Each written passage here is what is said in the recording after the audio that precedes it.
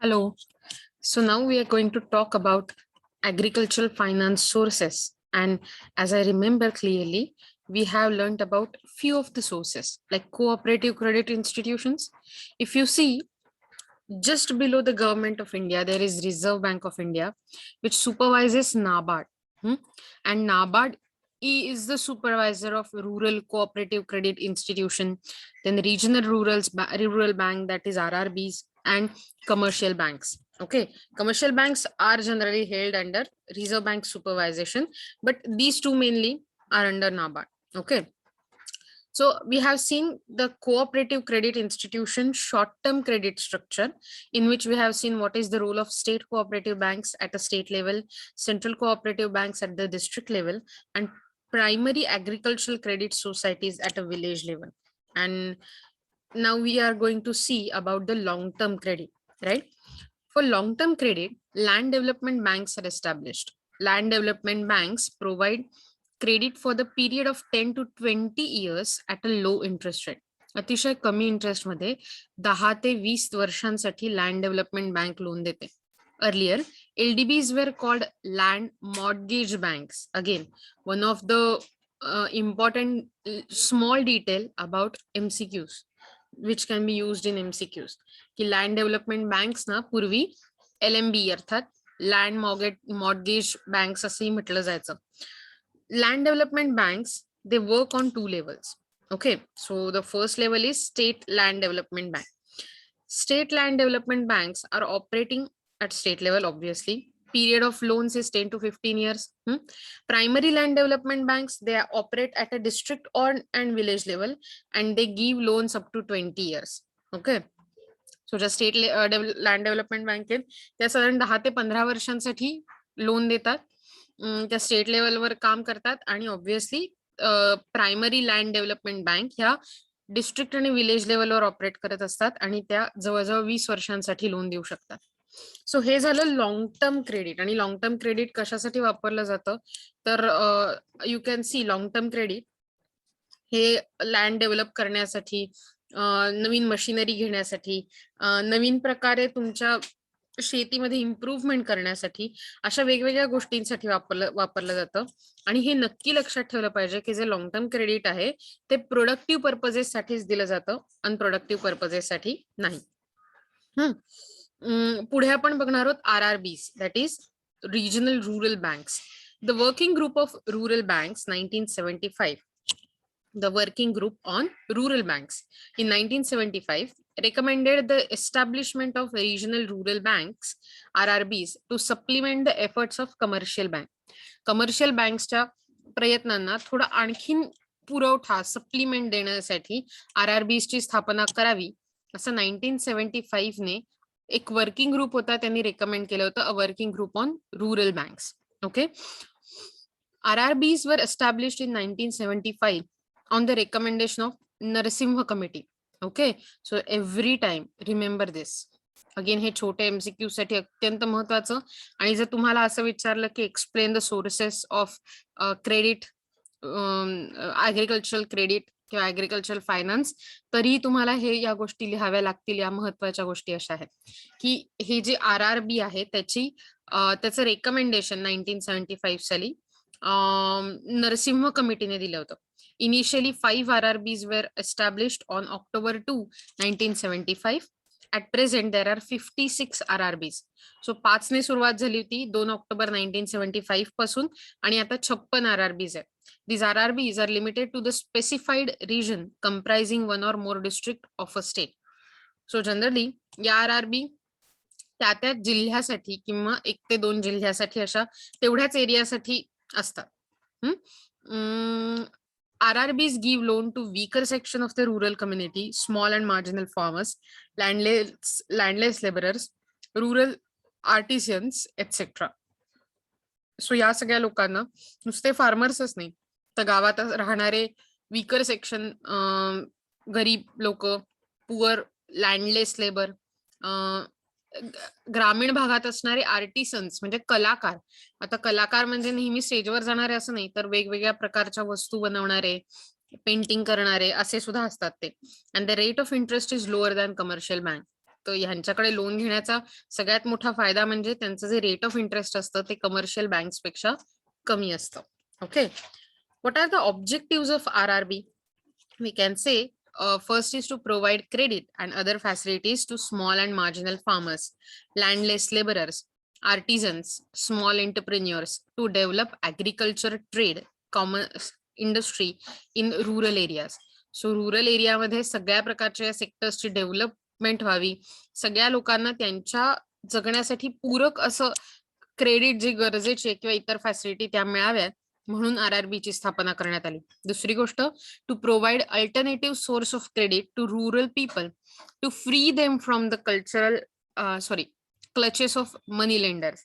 सावकारीचं ते जे जोखड होतं किंवा सावकारीचं जे विशेष सर्कल होतं, आधी लोन घेतलं म्हणून त्यांच्याकडे जमीन गहाण राहिली आणि मग त्यांनीच जमीन घेतली, मग त्यांनी मला शेतमजूर म्हणून ठेवलं आणि मग मी त्यांच्याचकडनं परत जेव्हा लोन लागतंय तेव्हा घेतो आणि सगळंच्या सगळं हळूहळू माझं जात चाललंय त्यांच्याकडे गहाण ठेवत. सो हा जो एक विशेष सर्कल होतं ते क्लचेस होते, लाईक आपण ज्याला म्हणतो की क्लॉज, ते अडकले होते. तर त्या सगळ्यातून दूर करण्यासाठी रुरल पीपलला हे जास्त गरजेचं होतं. Thirdly, to provide employment opportunities.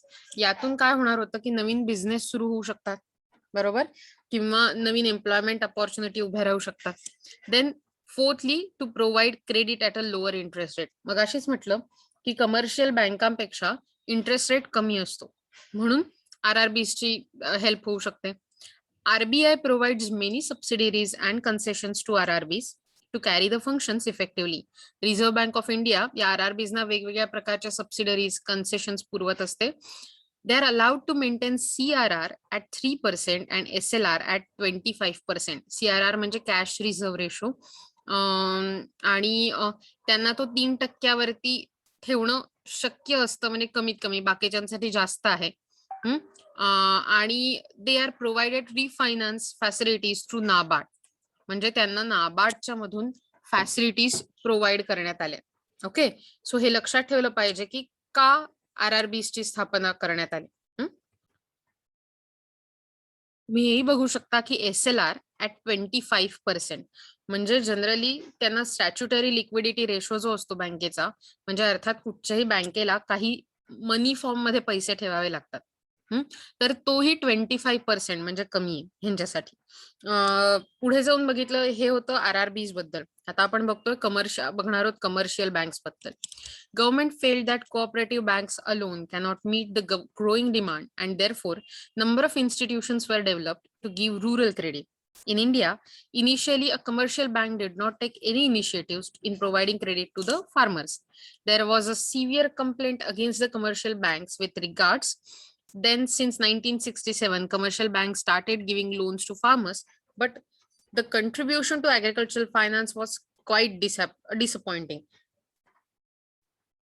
थोडक्यात सांगायचं झालं तर कमर्शियल बँकांना, अर्थातच त्या कमर्शियल आहेत, त्यांना प्रॉफिट गरजेचा असतो चालण्यासाठी, आणि त्यामुळे खूपदा असं होतं की शेतकऱ्यांची किंवा रुरल भागात जर डेव्हलपमेंट करायची ठरली तर प्रॉफिट फॉरगॉन करायला लागतो, प्रॉफिट विसरून जावा लागतो, आणि तसं करणं त्यांना शक्य नव्हतं आणि म्हणून त्यांचं खूपच कमी काम चालायचं.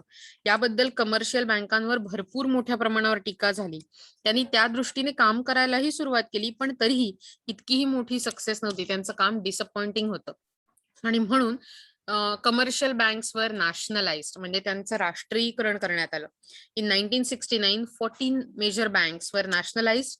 इन 1980 6 मोर बँक्स वर नॅशनलाइज्ड. आणि जर तुम्ही रिसेंटली बघितलं असेल तर रिसेंटली मला वाटतं 3 मोठ्या बँका, का 3 का 4, I am not so sure, मी बघून एकदा परत सांगेन तुम्हाला नंतर, 3 किंवा 4 बँका नॅशनलाइज करण्यात आल्या. Commercial banks are providing loans to farmers in different ways. कशा प्रकारे? वेगवेगळ्या प्रकारे लोन देऊ शकतात किंवा देतात commercial bank. Direct finance. Commercial banks gives direct loans to farmers for purchasing pump sets, tractors, agricultural machinery, construction of wells, purchasing cattle for various other agricultural activities. Nearly 45% of short-term loan was given by the commercial banks to farmers.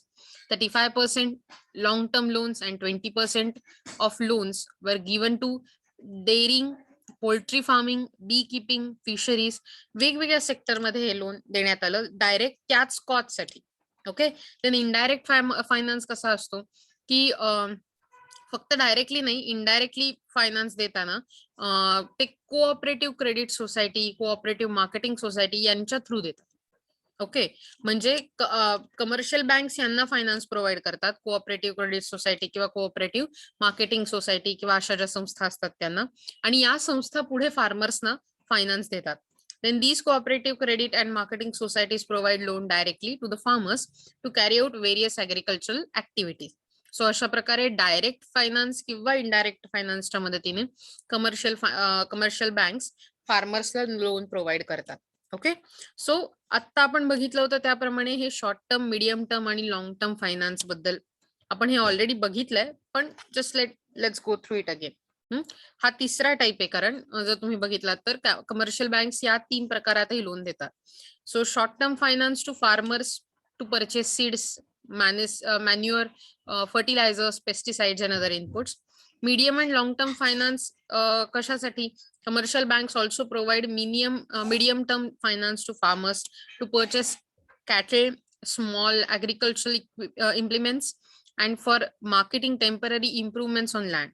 Earlier, commercial banks did not encourage long term finance, but later they have extended the terms of finance.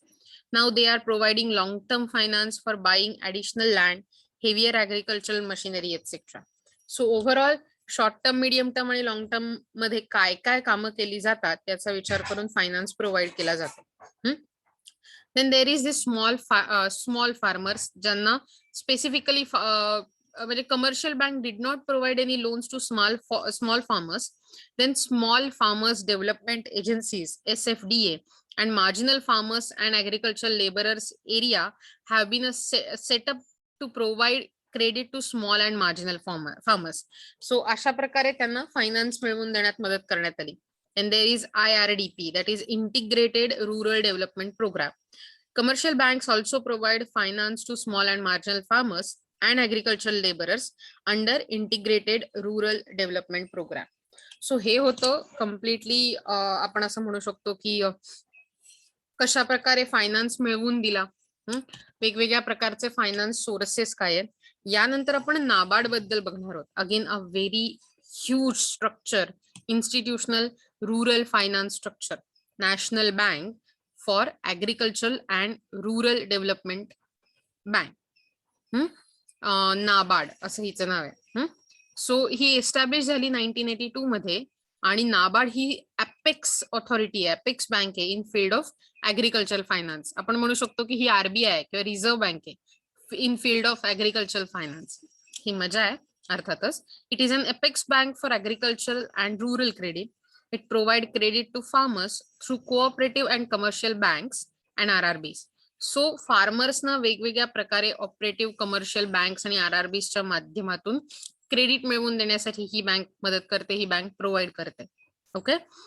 So काय functions नाबार्डची ती बघूया आपण. Okay. So काय आहेत ही function नाबार्डची? त्यातलं पहिलं आहे, it is the apex bank of a rural sector. म्हणजे रूरल सेक्टरची सगळ्यात महत्वाची bank. The major function of NABARD includes credit function, development and promotional functions, supervisory function.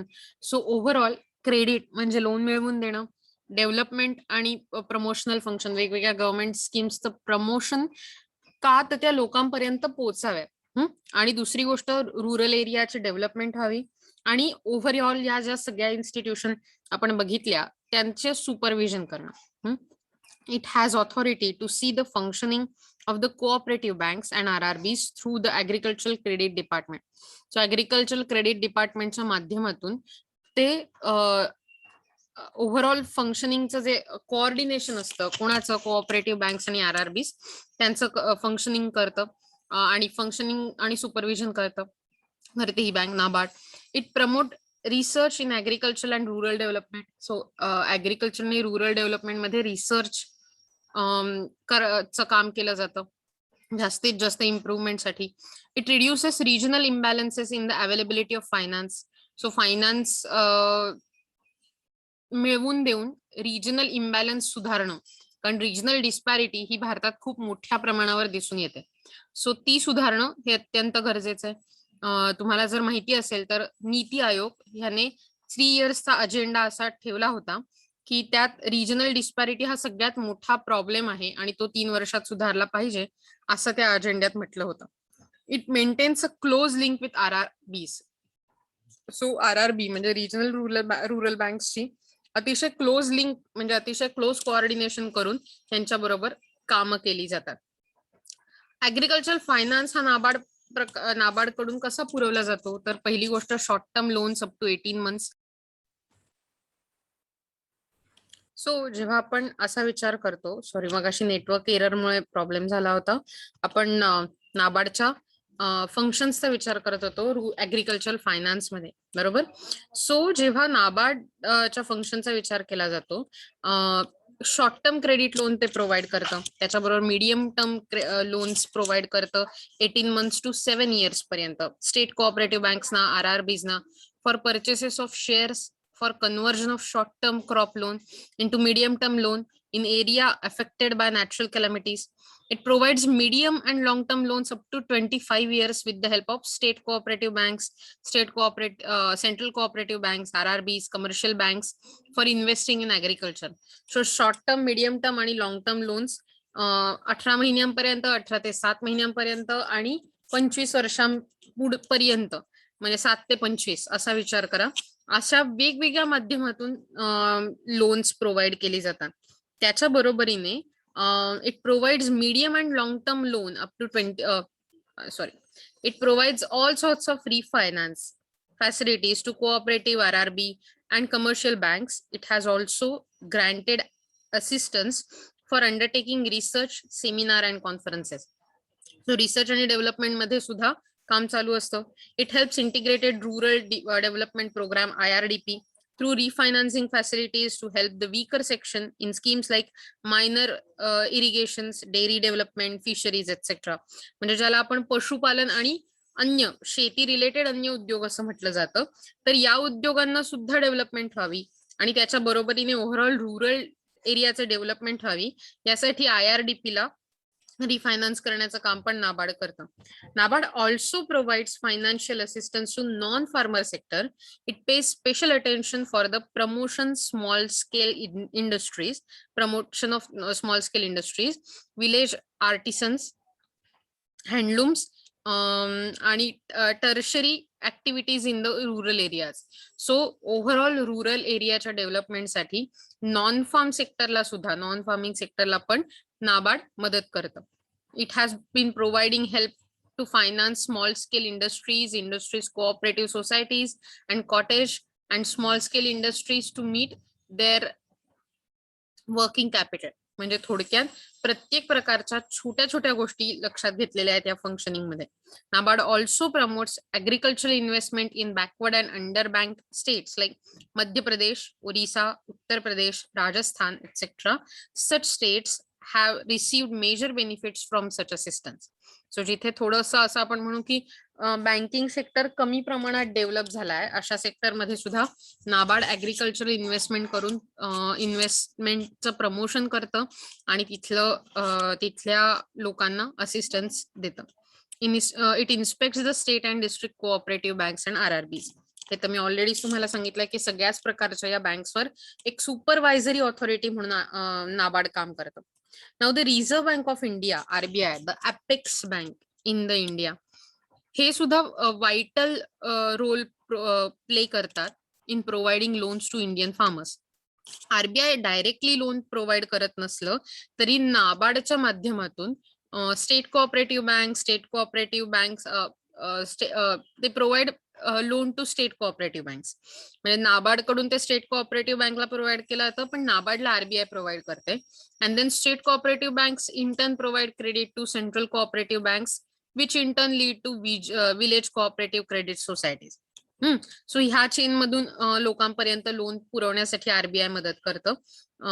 Directly म्हणजे थोडक्यात फार्मर्स पर्यंत पोहोचून जातं ते loan. RBI also lend to state and central land development banks and NABARD. So RBI has set up a separate agricultural credit department for agriculture sector in country. Its main function is to provide loan to the central government, state government and state cooperative banks to promote rural credit. म्हणजे rural भागात credit provide करण्यासाठी separate department RBI ने स्थापन केलंय, त्याचं नाव आहे agricultural credit department. आणि या डिपार्टमेंटच्या माध्यमातून सेंट्रल गव्हर्नमेंटला, स्टेट गव्हर्नमेंटला आणि स्टेट कोऑपरेटिव्ह बँक्सना रुरल क्रेडिट प्रमोट करण्यासाठी लोन प्रोव्हाइड केलं जातं. सो आरबीआय सुद्धा 3 लेवलवरती लोन देते. Short term loan, medium term loan, long term loan. Short term loan 15 महिन्यांपर्यंत असतं. This loan is given to the cooperative banks for seasonal agricultural operations and marketing crop of 2% below the bank rate. म्हणजे bank रेटच्या 2% कमी टक्क्यांनी हे loan मिळतं इंटरेस्टच्या. Then medium term loan 15 महिने ते 5 वर्षांपर्यंत, again given to the specified agriculture purposes. आणि third, long term loan. RBI gives loans to up to 12 years but may be extended up to 20 years. म्हणजे 12 वर्षापर्यंत आता जो पिरियड 20 वर्षापर्यंत वाढवला जाऊ शकतो. देन रिसेंटली ऍग्रिकल्चर फील्डमध्ये, रुरल डेव्हलपमेंट फील्डमध्ये अतिशय मोठ्या प्रमाणावर ऍडव्हान्समेंट झाली आहे. जसं की micro finance. NABARD introduced micro finance in 1992. Micro finance provides micro credit or micro loans to the poor without any collateral. These loans are provided through microfinance institution MFI. म्हणजे थोडक्यात छोट्या प्रमाणावर नाबार्डच्या गायडन्स अंडर मायक्रो फायनान्सची system सुरू झाली 1992. Micro म्हणजे अगदी थोड्या प्रकारचं लोन.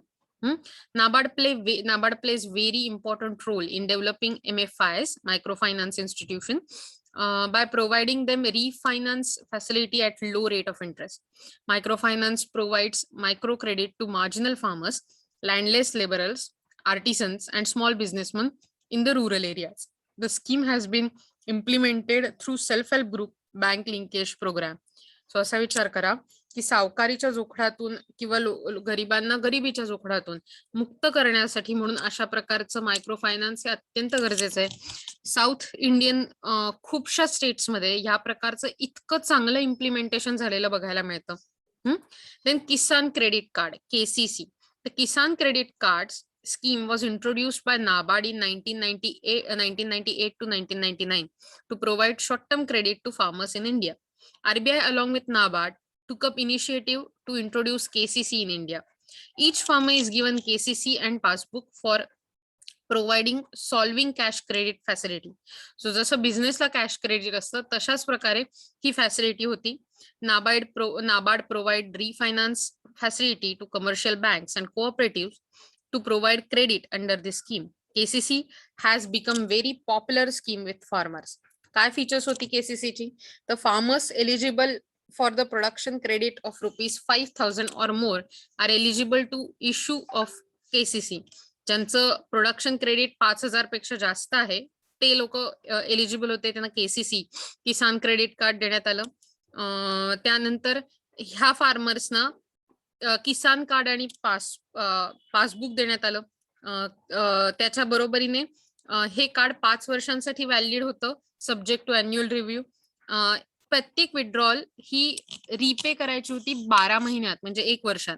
जेव्हा तुम्ही KCC वरनं काही विड्रॉ करता तर ते 12 महिन्यात तुम्ही रिपे करणं गरजेचं होतं, म्हणूनच अॅन्युअल रिव्ह्यू होता. Security, margin, rate of interest as per RBI norms. म्हणजे त्याची जी सिक्युरिटी होती, मार्जिन्स काय आहेत किंवा त्याचा रेट ऑफ इंटरेस्ट काय, हे सगळं RBIच्या नॉर्म्स प्रमाणे चालायचं. त्याच्या बरोबरीने जस्ट अ मिनिट, ओके.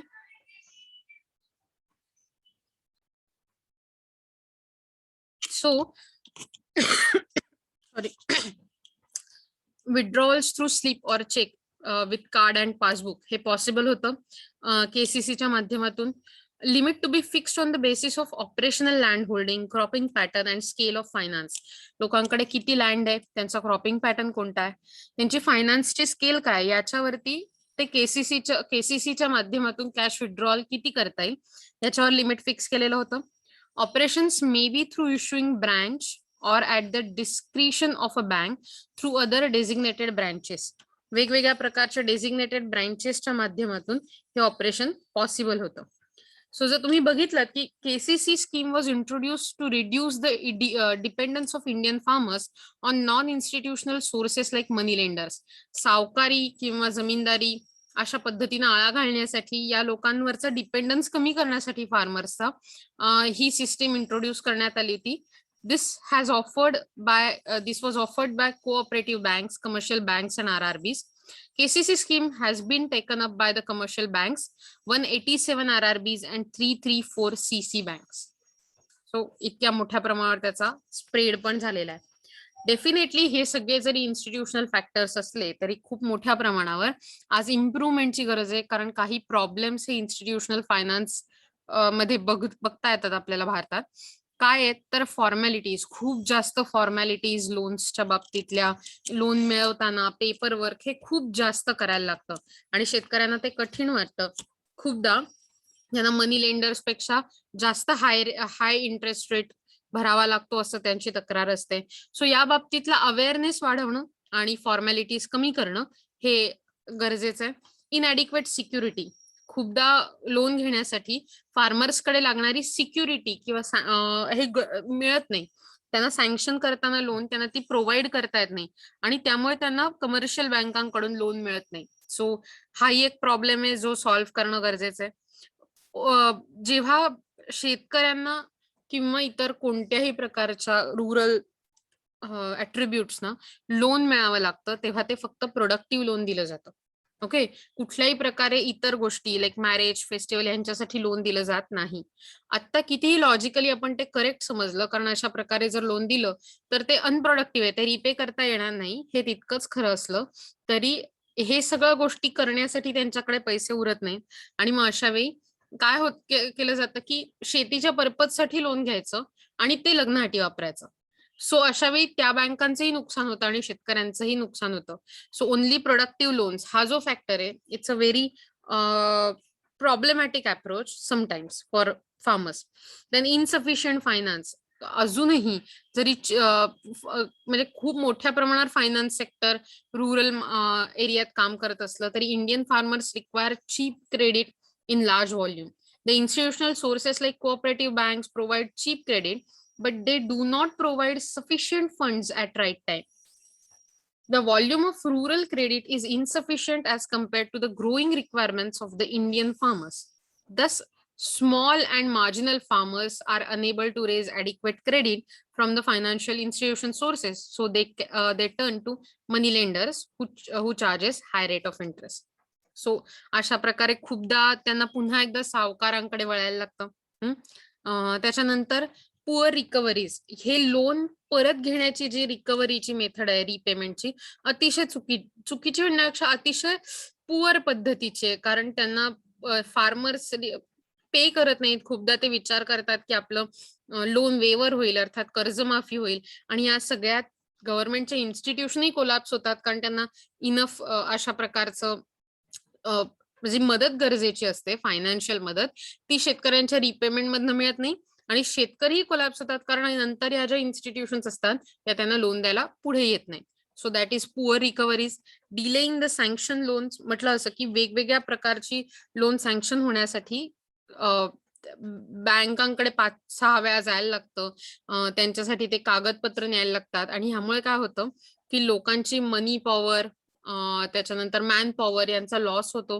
खूपदा उशिरा लोन मिळतं गरजेपेक्षा.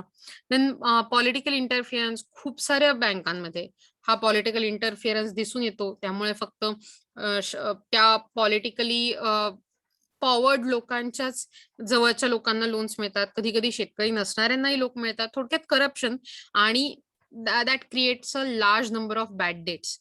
ओके, तो शेतकरी एलिजिबल आहे की नाही हे न बघता या साहेबांनी त्या मॅडमनी सांगितलंय आणि म्हणून पॉलिटिकल लोन म्हणजे लोन दिलं गेलं, ह्या पॉलिटिकल इंटरफिअरन्समुळे खूपदा ती बॅड डेट्स मध्ये लोन्स जातात. देन इलिटरसी ऑफ फार्मर्स, खूपदा farmers are illiterate and ignorant, आणि त्याच्यामुळे काय होतं की ते कॉम्प्लिकेटेड प्रोसिजर समजतात लोनची आणि त्यामुळे ते खूपदा सावकारांकडेच वळतात काही पेपर वर्क न करता. पण हे लक्षात घेतलं पाहिजे सगळ्यांनी आता की पेपर वर्क न केल्यामुळेच ते फसवतात. पण हळूहळू मला वाटतं ते समजून जर चाललंय किंवा समजेल. देन खूपदा काय होतं, की लोन्स देताना काही बँका मोठ्याच फार्मर्सना, बिग फार्मर्सनाच प्रेफरन्स दिला जातो, कारण त्यांच्याकडे सिक्युरिटी असते. त्या रिपेमेंट कपॅसिटी असते आणि म्हणून. व्हेअरएज स्मॉल आणि मार्जिनल फार्मर्सकडे ती नसते आणि म्हणून खूपदा असं त्यांच्याकडे पण इग्नोर केलं जातं. And to obtain short term loans for seeds and fertilisers, farmers are required to submit receipts of payment of these inputs before obtaining loan amount from the banks. This means that farmers had to spend in advance to get loans from bank. So अशा प्रकारच्या वेळी जेव्हा short term loan घेण्यासाठी काय बियाणं खरेदी केलंय त्याची रिसीट द्यावी लागते. म्हणजे थोडक्यात शेतकऱ्यांना आधी पैसे खर्च करायला लागतात आणि मग त्यांना तो बँकेकडून मिळतो. अशी जी गोष्ट आहे, त्या प्रकारात काय होतं, की शेतकऱ्यांना ओव्हरऑल आधी खर्च करायला लागतो. कदाचित तेवढे पैसे शेतकऱ्यांकडे नसतात. सो ही सगळे प्रॉब्लेम आहेत जे इन्स्टिट्यूशनल लेव्हलवरती पॉलिसी मेकिंग रोल वापरून सॉल्व्ह करणं गरजेचं आहे. आपलं रुरल क्रेडिट सेक्टर आणि रुरल डेव्हलपमेंट साधण्यासाठी, रुरल क्रेडिट सेक्टर डेव्हलप करण्यासाठी. ओके. सो मला वाटतं आपण ऍग्रीकल्चरल फायनान्समध्ये कोणत्या प्रकारे काय बघितलं ह्याचा एक अंदाज तुम्ही जर घेतलात, तर आज आपला इथे लेसन संपतोय, पण तुम्ही नोट्स काढायला याची सुरुवात करू शकता आणि आपण भेटूया पुढच्या लेक्चर्सच्या वेळी. So till then, have a nice day ahead. Bye bye.